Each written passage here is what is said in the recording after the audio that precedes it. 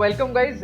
Welcome to the first match day review of the Premier League games that has just happened yesterday. And I'm here with Ovirup. I'm here with Krishnendu, and I'm here with Kaustaf to discuss the latest events that might cause you anxiety regarding your FPL team, and you might wish to change or tinker or make any transfers or any insights that you want. So we'll approach it game by game. Uh, so the first thing that I'd like to discuss was will be the Arsenal defense actually. So I'd asked the Arsenal expert on our panel, Ovirup. So what do you think about the Arsenal defense? Are they potential take-ons? Like, are they potential transfers in? What do you think? Arsenal defense played well, quite well, I guess. After the initial 10 to 15 minutes, they gelled up quite well. Gabriel was a bit shaky in the initial part. Some missed passes were there here and there, but he adapted quite well. Okay. And Tierney was usually very good. And Mikel Arteta organized the team very well. Okay. So the defensive gel up and as a whole, Arsenal as a whole is playing quite well. They're pressing very high. Yeah. Aubameyang is there and he is coming down to help the three in defense. So that is a good sign. Yeah. He scored a gem of a goal yesterday also. So and I think the ownership of Aubameyang will shoot high from now on, because we see how good he is. Once he goes through that left flank and cuts in, you are sure that the net is bound to bulge.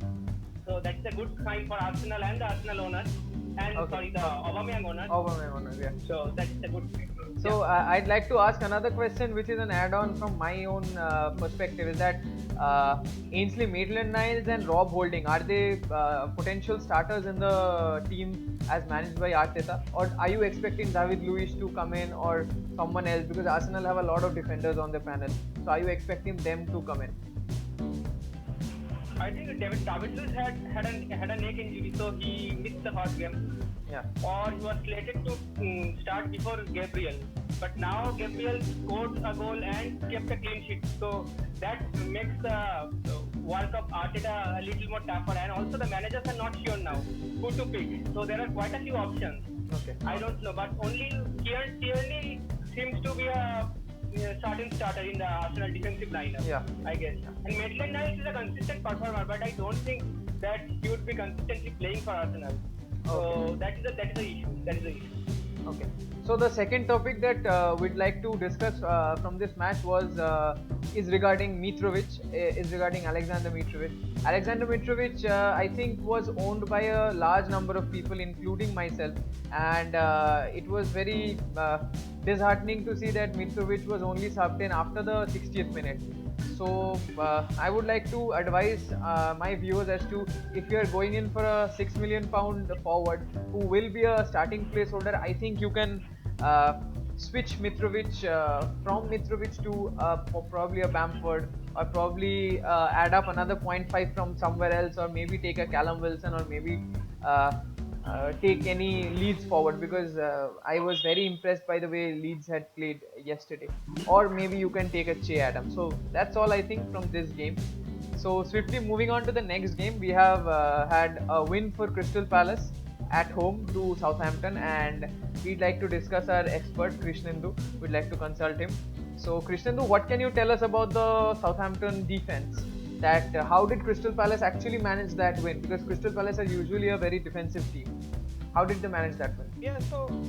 Hi Alessandro, hi Ovirup, and hi Costa. So I predicted it that Crystal Palace will get a narrow win, because it's very hard to beat Crystal Palace. It's not hard to beat Crystal Palace. It's very hard to score in Crystal Palace's home ground. They actually make a fortress in the defense. But what I feel is Zaha, I said that in conversation. Yeah, in the pre-match. So Zaha has a point to prove factor, which I call TPP TTP factor, PTP point to prove factor, which is very dangerous, because Zaha that's the same factor that Dele Alli has this time. So these two guys I will keep and watch this year. So Zaha, but interesting fact is after scoring the goal, Zaha not even smiled for a minute, not even smiled even once. It's like I think that his transfer is imminent from that team. So if you take this guy in, then I think you should also carefully read the Transfer Guardian headlines. reports regarding his transfer. And yeah, so he might get transferred out. Okay. They will carry the threat always. That is not counter attack goal. That is dispositional goal. Okay. And that's what happened yesterday. And Okay. What do you think about Kyle Walker-Peters? I mean, Yeah. he has a high ownership, but he didn't deliver anything. What do you think about it? So he's lucky to escape a red card. Yeah. Yes. Yes. Yeah, yeah. That red 1 card minute was the most difficult 1 minute who are owning Kyle Walker-Peters, Yeah. including me. Yeah. So including me too. But what I predicted in the beginning of this tournament also, doubling up on defense for Southampton, seeing apparently they are clean Easier patches fixtures, in the yeah. FPL rating. Yeah, so that might not be a great idea because FPL ratings are anyway, I feel, a little skewed towards The, their own bigger perception team, of yeah. yeah. So and that's what happened yesterday. Okay. McCarthy, Kyle Walker, most of the combinations have failed. Either take McCarthy or Kyle Walker don't. And on the other hand, if I talk about the Southampton's attack. Southampton's attack, Yeah. so there are two people that most of the people have taken, Che Adams or Ream, or maybe some people have taken Ward-Prowse. I will say these managers are unlucky to some extent because Gaeta had a blinder of a game. So swiftly moving on to the next game of this match day 1, we'd like to consult Kostov. He had a blinder taking Willian in his FPL team. He has got a lot of points, so we'd ask him about his team now. We'd ask him about how Liverpool played versus Leeds and what are the things that our fans can expect from an FPL point of view from Liverpool players or Leeds players, or should they transfer in or out any other topics. Like for example, I'd ask him to discuss about Mane or Salah in the same price bracket. So please tell us your opinion. So, as we all have seen yesterday, that the game between Leeds and Liverpool was much opposed to what we were expecting. It was an end-to-end game, and the chances were flowing at both ends. But everyone has seen that Leeds is looking like a really good team and a hot prospect in terms of FPL or in PL terms also. But one thing, alternative fact side aspect I like to reveal here is that there is a stat that the conversion of chances in the shot. Leeds, although they had a brilliant attack, their shots taken were only 6 and shots on target were 3. They scored from all 3 of those. Now, if you look at their expected goals, by the way, that statistic is only 0.27. That is really low. And you would expect, looking at these stats only, you would think that Liverpool played against a typical championship side and who were lucky and got 3 goals due to errors and stuff like that. But we all know that was not the case. So why is there a lot of people that trust this expected goal stat very much? So why was there a discrepancy in this? And so does that mean that Leeds will not replicate what they did further on in this tournament, in the league, in the season? And also this pertains also to the Liverpool defense, whether they will keep conceding these many goals that we saw in the preseason. But the thing is, what happened for Leeds was that they were creating a lot of chances. We all know that. But the thing was, they could not transfer it into shots. I'm not talking about not being clinical in the finishing part of the game or their finishes not doing very well. I'm talking about not being able to take shots Take at the goal. chances, yeah. Like, Take the chances, yeah. Yes, they were creating a lot of chances, but we saw what Bamford did. Like he got a clear chance, but he could not convert. Couldn't get past Alisson to take a shot. Now this is what is happening for Leeds. Not only is the finishing poor, they cannot convert it into shots. At least they could not do it. So what that could mean is that was, although Liverpool has conceded 3 goals and everyone is saying that they had a very shaky defense, the stats reflect that although Leeds were playing really well, we know that, but they couldn't take many shots, and that has to be nothing other than Liverpool defense. I mean, there is no other alternative that you can think that could have caused that, because of the defensive organization. And although there were a lot of errors and mistakes that caught our eye, maybe, but on the overall thing, if you view it, I think the stats at least back this fact that their defense was low-key very solid, Liverpool defense. And I would advise my viewers to wait for a few more games before taking any decision on Liverpool defensive duo, either Van Dijk and Robertson with Tah. So I would advise you to wait a few more games, and they might come good, because expected goal against of 0.27 is really good, especially if you consider how much attacking and threatening this Leeds side was. And the same thing pertains to Leeds attack as well. You might be thinking that, looking at the stat and thinking that 0.27 3 shots on target is very low.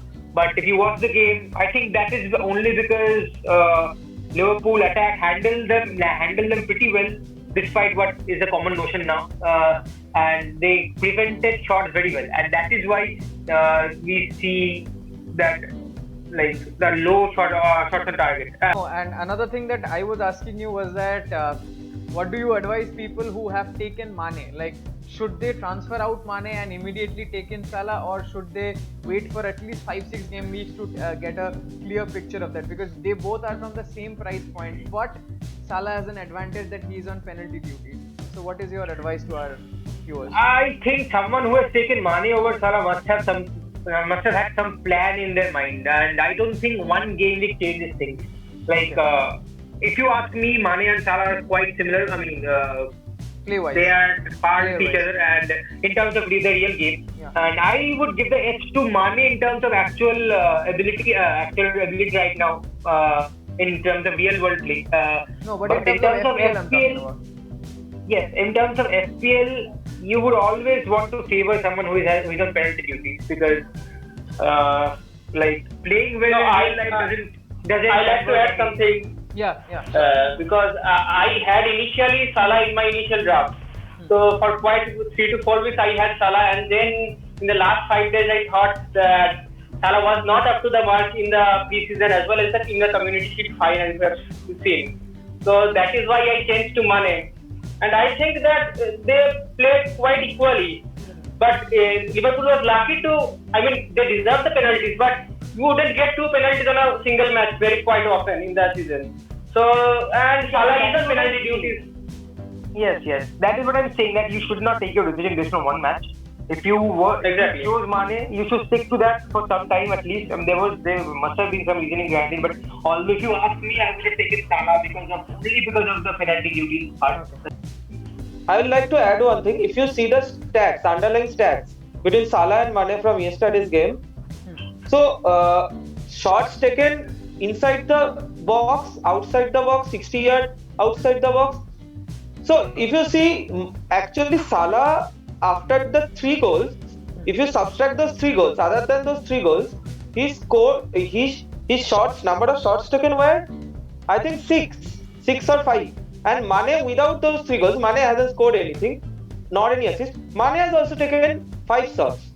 And from the penalty box, Mane has taken 3 shots. So his conversion was bad yesterday, but I'm sure it will not be the case every day. Okay. So I think in the long run, I don't think Salah and Mane would have much of a difference in terms of FPL points. So if you stick to, Kostov rightly pointed out, if you stick to Mane, you should stick to him for a considerable chunk of time. Okay. So I think we've got the gist of these 3 game weeks. And I think we'd like to discuss a little bit about the late kickoff. It was a West Ham versus Newcastle game. West Ham at home to Newcastle, and surprisingly, like not many of us had predicted, it was a Newcastle win. So I would like to personally give my opinion on that. I think not many of us have selected Newcastle players other than Alan Saint-Maximin. He was at a 5.5 million price point. So two other picks that you might consider from the Newcastle team are, I think, Callum Wilson and Jefferson Hendricks, because Jefferson Hendricks is a £5 million asset and he played quite higher up the pitch. And Newcastle isn't generally that kind of team that goes on and scores 3-4 goals. I think they are most likely to keep clean sheets and then might be edge someone at a home game or something like that. So if you have a £5 million in your kitty, and or if you have a 4.5, then I would probably prefer a Jefferson over a Bissouma or a Oriol Romeo if you want to have that fifth midfielder. And if you want to have a forward, I think Callum Wilson will again be on the penalty duties, and I don't think Joelinton will continue to play much. So I think Callum Wilson also has a good shout. But I think for people who have taken Souček, I think you need to reconsider, because Souček is at a £5 million price point, and Souček doesn't have. At least West Ham are in a very tricky position. There's a lot of negativity around the club regarding the owners and regarding the demands from the fans. They demand a lot, and David Moyes is under a lot of pressure. They are a very talented side, and we don't expect them to be relegation threatened or something like that. But I think they are going to be pretty close, and I think Also, let us know whether you want any information or anything in particular you want us to discuss. Yeah, so absolutely.